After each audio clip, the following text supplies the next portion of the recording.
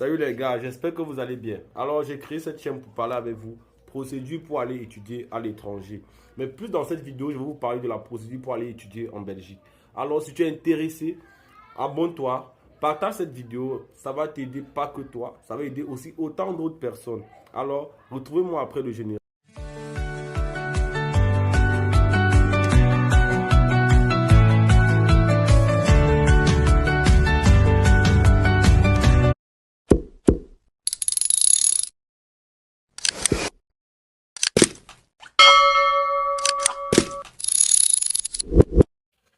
Qu'est-ce que je vais vous partager dans cette vidéo en ce qui concerne la procédure pour aller étudier en Belgique? Déjà, je vais vous partager un premier secret.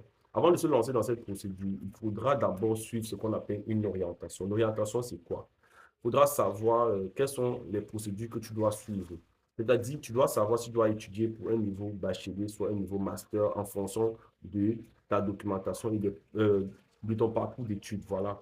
Parfois, tu peux être un étudiant qui a fait une licence, mais tu ne peux pas entrer en Belgique pour faire un master. Voilà. Déjà, c'est une orientation que tu suis. Donc, il faudra d'abord faire une orientation. On doit étudier de ton dossier de façon détaillée, savoir dans quel établissement tu dois intégrer. Déjà, en connaissant où tu vas étudier, la formation que tu vas choisir, tu vas connaître les conditions d'admission et les documents à fournir. Déjà, pour certains étudiants, tu constates que tu peux entrer pour un niveau bachelier.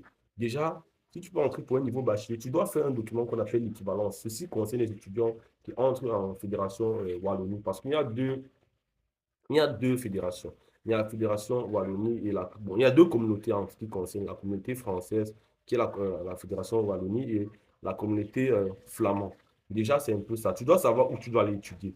Pour la majorité des personnes qui entrent au niveau bachelier, dans le niveau 1, pour la communauté française, tu dois faire ce qu'on appelle une équivalence de diplôme. Déjà, je vais parler de la procédure d'équivalence de diplôme dans mes vidéos. Je vais vous partager tous les détails de comment faire ce document. Déjà, dans certaines vidéos, je vais vous partager cela.